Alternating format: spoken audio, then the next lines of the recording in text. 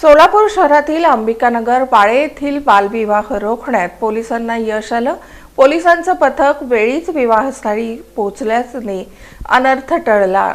दिनांक 25 एप्रिल रोजी गुरुकमल मंगल कार्यालय खंडोबा मंदिराजवळ अंबिकानगर बाळे इथं बालविवाह होत असल्याची माहिती मिळाल्यानं पोलिसांनी या ठिकाणी जाऊन पाहिलं असता तिथं वधू आणि वर पक्षाकडील नातेवाईक जमलेले होते। साखरपुडा आणि त्यानंतर विवाहाची तयारी सुरू होती।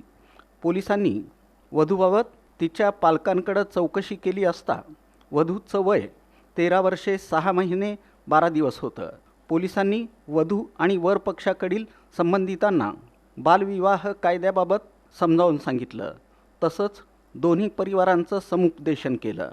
त्यानंतर अल्पवयीन मुलीला बालकल्याण समितीसमोर हजर करून बालविवाह रोखण्यात आला।